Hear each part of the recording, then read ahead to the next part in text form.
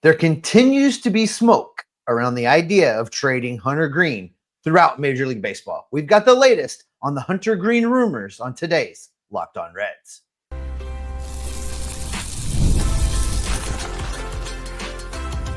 You are Locked On Reds, your daily Cincinnati Reds podcast, part of the Locked On Podcast Network, your team every day.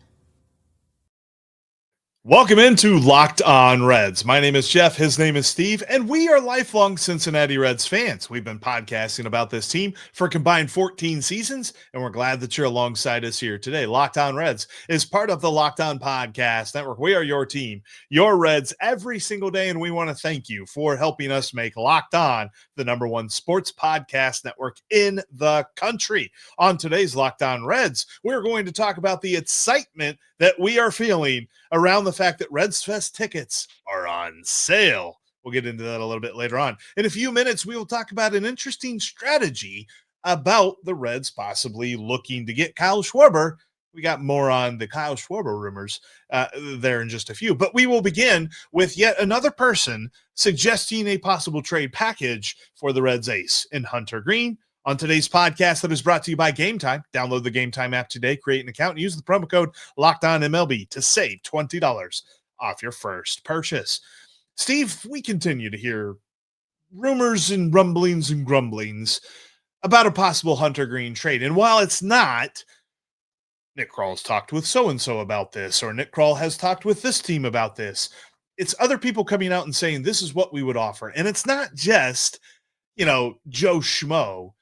The most recent one comes from a Diamondbacks writer on the, and I'm blanking on the name, but it was basically the Foul Territory version of the Diamondbacks podcast and stuff like that. He was talking about the idea of the Arizona Diamondbacks trading for Hunter Greene. This is another on top. We heard this involving the Boston Red Sox. We're hearing this involving the Arizona Diamondbacks. This all goes back to Mark Sheldon asking Nick Krall direct question.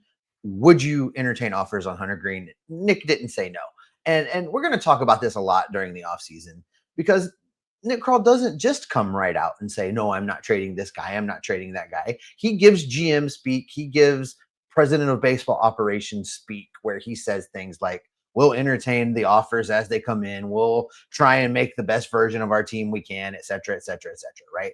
But it's interesting that the league is talking about this. Beat writers are talking about this. And I know it's the time of year where these beat writers are working hard to come up with topics and find ways to rumor season, baby. Airtime. It's rumor season. I mean, we do it, they do it, everybody does it. We find ways to take the information that's available to us and put the content out to the people. And the beat writers over in Arizona are doing that. But it's interesting to me that, there are several teams throughout baseball whose writers are taking a look at this, at the idea of what it would take, what they'd be willing to give up, what their fan bases would be willing to accept in order to bring in a pitcher like Hunter Greene.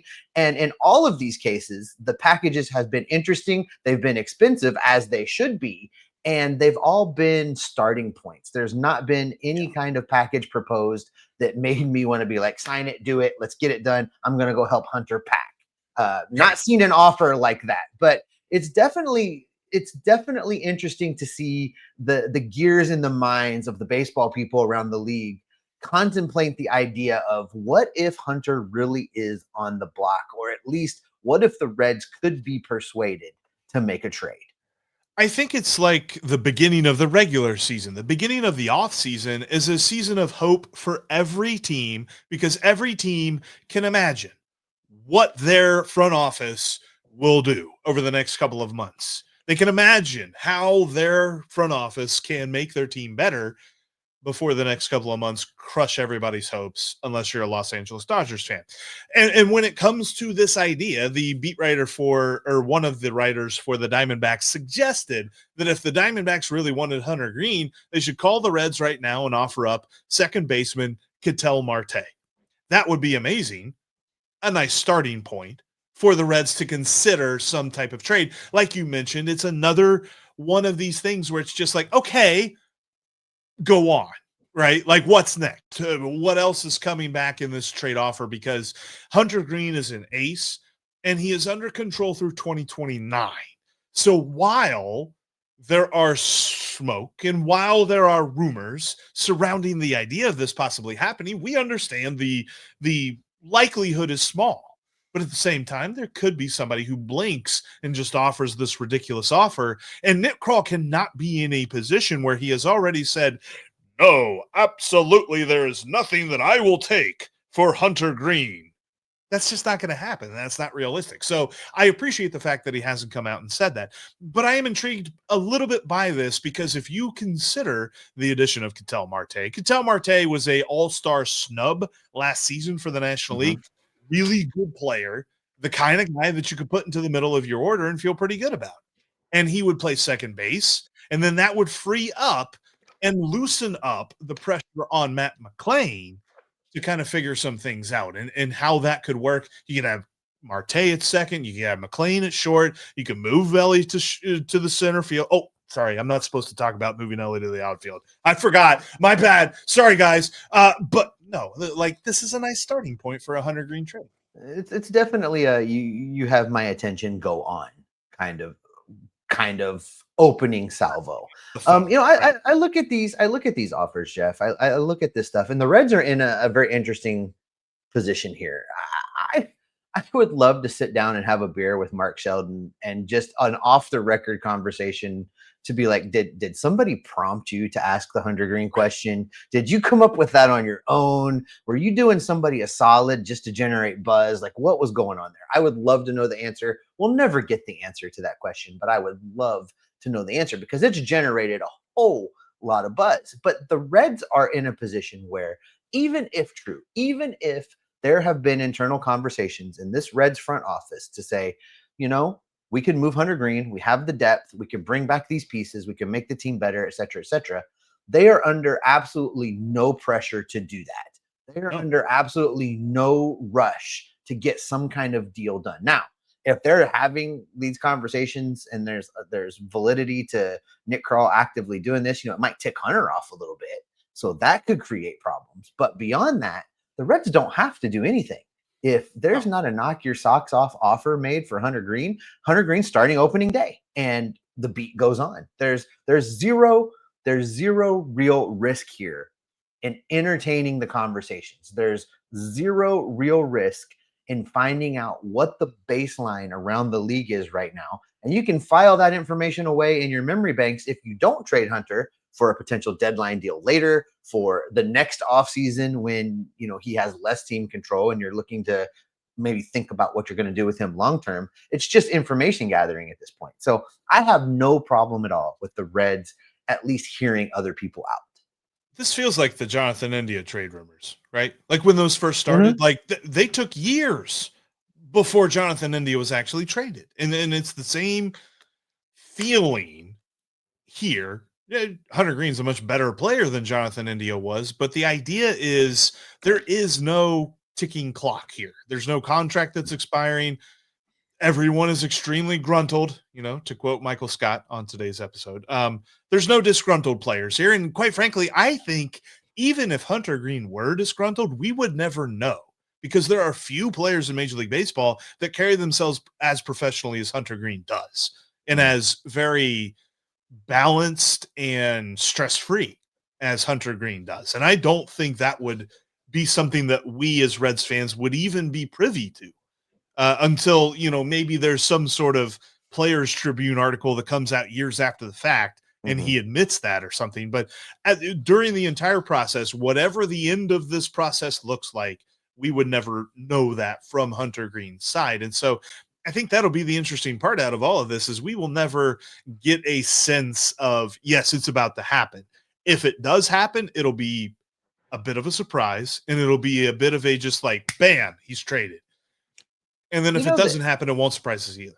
The interesting thing, you compare this to the Jonathan India rumors and the way that all went down. There was a lot of Jonathan India speculation for a couple seasons leading into the offseason where then it was C. Trent. It was one of the Reds beat writers that was like, there's something going on with the Royals. There's talks happening here. And then lo and behold, later that offseason, Jonathan India is traded to the Royals for Brady Singer. And in this case, it's a beat writer again that kind of have got this ball rolling this offseason. So that's why I would love to have that beer with Mark Sheldon and find out what really went down to get this conversation started. But listen, Hunter Greene is not the only buzz around the town of Cincinnati right now. We spent a lot of time talking about Kyle Schwarber yesterday.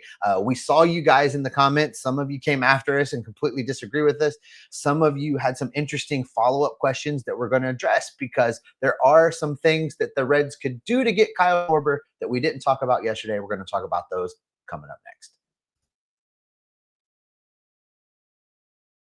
The NFL season is in full swing, and honestly, there's nothing better than being in the stadium surrounded by fans cheering your team on. Hey, the Bengals had a bye this week, and still the defense managed to give up 40 points. You figure that one out, but that's neither here nor there. If you want to get in on the action, get on Game Time today. Just download that Game Time app, create an account, and use the promo code LOCKEDONMLB for $20 off your first purchase. That's already greatly discounted tickets. If you've never been to the venue that the event is in, you can go and see a view right from your seat. All in pricing. There are no surprises. The price you see is the price you pay. Jeff and I use this thing all the time. We use it for football. We use it for baseball. We head down to the Dora, grab a drink, grab some food, grab our tickets right before first pitch, head into the ballpark. Game Time has never done us wrong. Again, if you want the best deals on the sporting event you want to see, download the Game Time app today, create that account, and use the promo code LOCKEDONMLB for $20 off your first purchase. Terms do apply. Again, the promo code is LOCKEDONMLB for $20 off your first purchase. Swipe, tap, ticket, go. Download Game Time today. Make sure you're subscribed. That way you don't miss any of the great Reds content we've got coming for you all off season long. We're going to be with you the entire off season, every single step of the way. Make sure you're subscribed so you get us in your feeds. And thank you for watching us all year long. You are a big part of why Locked On Podcast Network is the #1 sports podcasting network around. We thank you so much. All right, Jeff, let's dive back into the Kyle Schwarber of it all for just a second. And I know there's some of you that were after us in the comments yesterday. They'll be like, really? Again, you guys are going to double down? Yes, we are.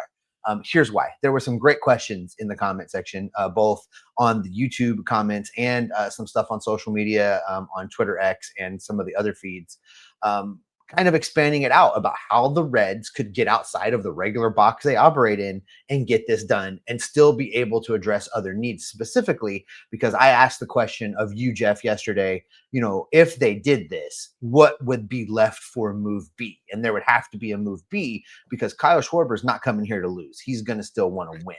So how could they make that happen? And user J5 on Twitter X asked a great question about deferred money. Would the Reds consider going back in that deferred money box? I think the last time we saw that was with the Ken Griffey Jr. contract, and the new front office that was under the Carl Linder, even before that, the Jim Bowden, groups that did that deferred money deal, and the new Castellini ownership group seemed to indicate they would not be interested in doing deferred money. But this is an interesting time to reconsider it if the Reds were willing to get outside that box, because I think in the new CBA, there are going to be restrictions put on deferred money. I think the volume of money that the Dodgers deferred over the last couple years in order to sign every single free agent all-star in the league and be able to pay the bills and keep the lights on in Chavez Ravine, I think that volume is going to result in there being rules placed upon this. And if the Reds are going to strike, this is really their last and only opportunity to do that before we get into the negotiations of a new CBA, right? So this would be the time. And, I am not a big fan of deferred money. You guys have heard me go after the Dodgers enough to know that I don't really like this. I feel like it's cheating a little bit, but right now it's legal. The Reds need to do something different because they've been in 4 playoff games since the year 2012. They've lost all 4 of them, 2 of them in embarrassing fashion, and the other 2 weren't much better. So it's time to do something different. Maybe this is the different, Jeff, because if you signed Schwarber and had deferred money in the deal, you could still address the bullpen. You could still bring back, say, a Miguel Andujar to make the lineup a little bit more potent. And you could make this team a better version than it was last year. And if you can do that and still keep the budget in numbers that will, not cause Phil Castellini to run out of hair gel, I say you go do it. No, and I would agree. I mean, I think this offseason, they need to do everything they can to just blow up the status quo. Mhm. Because it's clear they could easily continue with what they have, and they'd be fine at 83 wins. And they'd be fine hoping that there's somebody that collapses like the Mets every year and they can sneak on into the playoffs. But if not, well, it wasn't a losing season and we can move on to the following year after that. But enough of that, because this only takes money. This edition does not require you to gamble some sort of prospects or gamble some sort of major league talent right now for a big trade that then everybody can point back to and be like, how on earth could you think this would work? I think everybody understands who Kyle Schwarber is. We're not saying that he's going to come here and fix the outfield. We're not saying that he's going to come here and fix the infield. We're saying he's going to come here and fix part of the lineup. And of course, there are questions of that, and we can address those at a different time of like, okay, well then who follows him? But that's kind of like the whole adage of who watches the watchers. You can continue to ask questions on down the road. Like at some point, you just got to get yourself a dude. And Kyle Schwarber is a dude. But on top of what he brings to you on the field, he's got so much value off the field as well. He is going to absolutely be a community darling around Greater Cincinnati if he were to come here for multiple years. And so you could say, well, the Reds aren't going to do a deferred money contract because they're reticent to even make a deal past the lockout or, the perceived lockout that's going to happen in 2027, much less push that can down the road even further. But I would argue to you, how could they not, whenever there's so much perceived value that could follow a deal like this? Like, I just don't see, because I'm a fan that watches this team and not an owner of it, how this could negatively affect them. Like, I feel like this could be a win-win type of deal for them. I agree. It's really, we really are getting closer and closer to a time where the Castellinis are going to have to revamp the way they're doing things if they hope to maintain a shred of credibility within the greater Cincinnati community. We're no longer talking about hypothetical windows that are coming. We're no longer talking about a team that has arrived, air quotes, arrived early. This team is in the thick of the competition window that they said they were going to create. They said they were getting ready for. They said they were going to take seriously, and they said they were going to do what it took to win. Well, this is what it takes to win. And no, I don't expect them to go out and spend $450 million this offseason, but I do expect them to try things differently to get us a better result. And this is a big step in that direction. If they could just get this one big deal done, and if you have to defer some money, if you have to do things a little wonky to get it to happen, I'm okay with that, because trying and failing, I can accept. Not doing anything and failing is criminal. Right. It's worse. It's worse than making a bad move is making no move at all. And and we talked about the fact that Nick Krall has seen over the last, very recent history that the Reds have not had a good track record with big money deals. But that cannot be something that forces him out of this type of a move. And the deferred money thing, like, I don't think that we understand that this could literally be anything. They could make Kyle Schwarber the next Bobby Bonilla. If Bobby Bonilla, if they really wanted to, and like push out his contract 30 years. Yep. Just making sure that he is on this team. And I think that is something. I'm not saying the 30 years thing is something they should consider, but they should consider all avenues to acquire him. And it feels as though you and I and everyone that knows this team would bet against them doing anything possible to get him. We would much more likely bet on them to do nothing than to even try to acquire him. Because it feels like if you even try, he's going to have a lot of interest in coming. I am going to sit on that all off season until he signs elsewhere or he signs here. If the Reds show a competitive interest in Kyle Schwarber, they could probably get him. It's interesting. I feel like sometimes people, the everydayers are out there watching the show and they're asking themselves, Jeff, Steve, do you guys really think that Nick Krall is going to go sign Kyle Schwarber. That's not where we're at in the offseason right now. Where we're at in the offseason right now is what are the possibilities? What is available? Kyle Schwarber is available, and the Reds have a unique opportunity within their means to go make a push to get Kyle Schwarber. Will they do it? If you're a betting man, I'm taking less on Prize Picks. I'm taking the under on FanDuel. I'm not going to put money on the Reds going and doing this.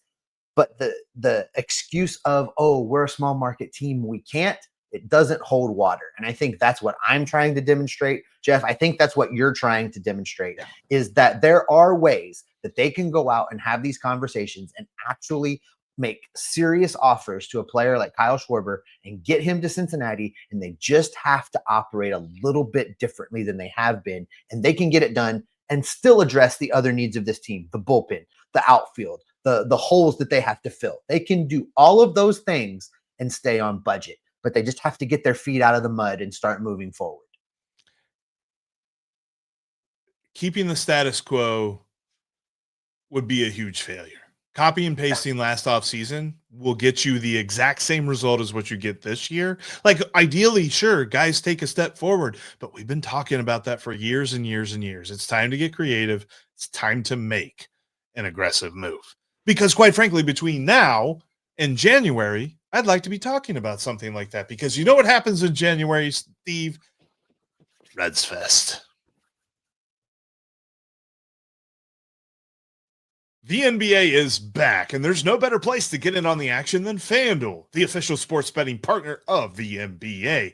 Even if you missed the start of the game or want to ride the hot hand, FanDuel has live bets on everything from who will score next to fourth quarter comebacks and so many different things in between.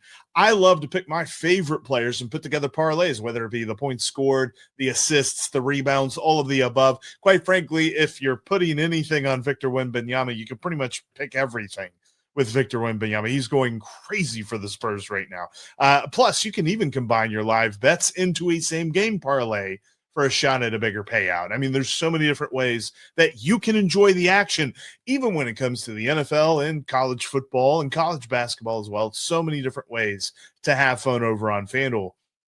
It keeps every game exciting, especially when your team's making that late push. Right now, FanDuel is giving new customers $300 in bonus bets when your first $5 bet wins.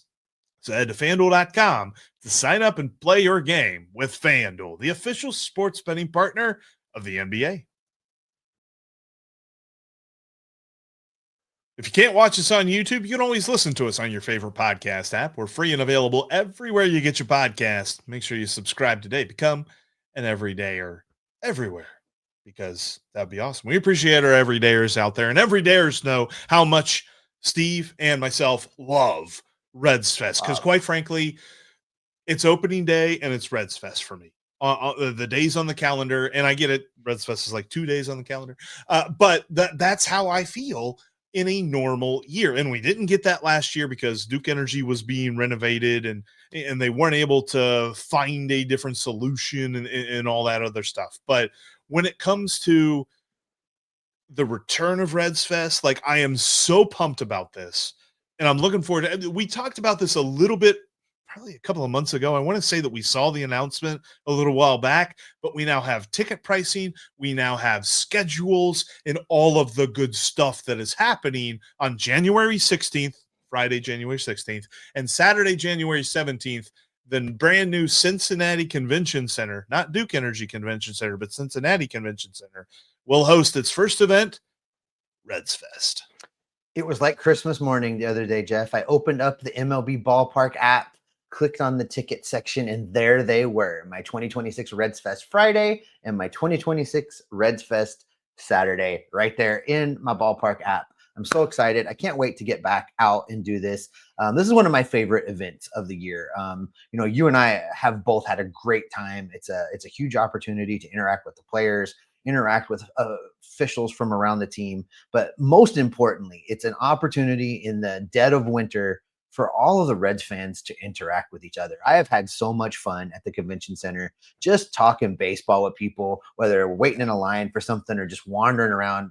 The number of our friends we run into while we're down there, it's just such a great time. If you're on the fence about going, get off the fence. This is going to be a good one. I think the Reds will go big. I think there'll probably be a few surprises along the way as the first event back in the convention center. I'm really, really looking forward to this 2-day event. Yeah, it's going to be a ton of fun. And quite frankly, hearing about the official information behind all of this was very warming on a day where there's snow on the ground here in Ohio. So it's really early to be having snow on the ground. But like seeing the news about this, like 2-day tickets are $40 for adults and $25 for kids 12 and younger. 1-day tickets are $30 for adults and $20 for kids, again, 12 and younger. Children 3 and under are admitted for free. Then another thing, too, the first 10,000 fans in attendance each day will receive a RedsFest drawstring bag and sticker sheet. And like you had mentioned, and like you showed for those of us on YouTube here, if you're a season ticket member, you have complimentary admission for the entire weekend. You don't have to buy tickets extra or anything like that. I assume this is going to be huge. And quite frankly, I think that there's a reason, and I was a little bit critical of the Reds for not being creative in last year's situation where they didn't have the big convention center at their disposal.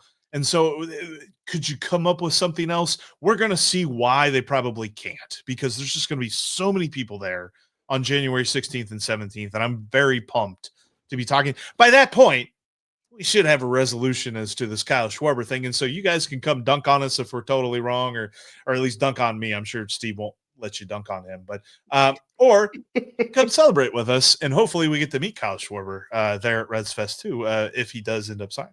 And one more thing, speaking of huge, if everybody would please leave the Ian Jabot jerseys and the grab bags alone until I get mine, I would really appreciate it. Because I'm heading for that size. I need that size, Jeff. Well, but see, Steve, now you're being short-sighted. Zach Maxwell is part of this team, and he had multiple game-used jerseys. Both of those, both of us would definitely fit in those. I'm holding out hope for that end of the spectrum this year.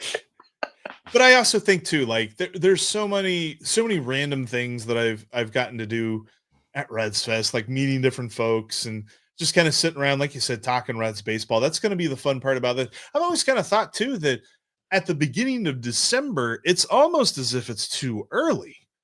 And I kind of like this January placement. I don't know if it's going to stay this way all the time, because part of this is just the renovation schedule of the convention center. But I would encourage the Reds to consider keeping this a permanent thing, because I kind of like it being in January. I agree. From a Red standpoint, they like it in December so that people can buy for the holiday. That's why they like it in December, to sell the merchandise. That makes sense. I like this in January, just from you're in the dead of winter. It's cold. It's January. The end kind of starts to be in sight. Spring training is coming. It's a month from RedsFest till pitchers and catchers report. And I think this is great timing to get everybody re-energized, reinvigorated. Hopefully you've got some signings for people to be excited about.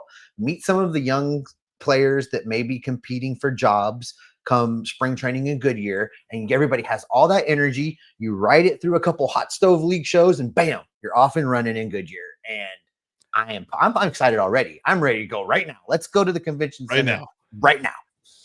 It might be a little bit wild if we go down there. It might be a little bit cold, and we'll probably miss a few holidays if we go down there right now. But I will say this, for anybody that wants to ask, I always tell everybody this. If you're asking me who my next autograph's going to be, I'm going to tell you it's nobody, because I had a streak for a couple of years ending with Dan Straley, who I got an autograph from somebody at RedsFest, and that guy got traded. So I'm not getting anybody's autograph at RedsFest, because I ain't going to put that juju on nobody. I don't want to see anybody get traded who doesn't need to be traded. Like, if I get Ellie's autograph, guys, I'm sorry. There's a problem. Hear me out on this. If you were to get Phil Castellini's autograph, might the team be sold? I don't know that his value on the trade market's very high. Anyway, that's where we're going into. We're once again off the Christmas card list. Off the Christmas card list. Thank you so much for checking out today's Locked On Reds podcast. If you are not an everydayer, I encourage you, hit that subscribe button, become an everydayer, and make us your first listen every single day. Now, make sure you go check out Locked On MLB. Sully's got you covered with views around the league, getting you set for all the rumors heading into this hot stove season. Technically, the hot stove is on. It's just we're waiting for some sort of moves to start going, and then we'll probably see a cavalcade of action following that there. But Sully's got you covered every day. And he had a good podcast the other day too, talking about the Emmanuel Clase and Luis Ortiz thing with the Guardians. A lot of great details on that. You should go check that out if you haven't already done so, because Locked On MLB is just like Locked On Reds. We're part of the Locked On Podcast Network, the #1 sports podcast network in the country. But as for Steve and myself, we are always talking Reds because we're Locked On Reds every single day. Oh, I might get multiple crap back jerseys this year, Jeff, and get a Ian Jabot, a Zach Maxwell, a Jeff Carr, all jerseys that'll fit me. Hey, look, we got to make up for lost time here. And by the way, the Jeff Carr one, I don't know, man. I don't know. That might be too expensive. Fry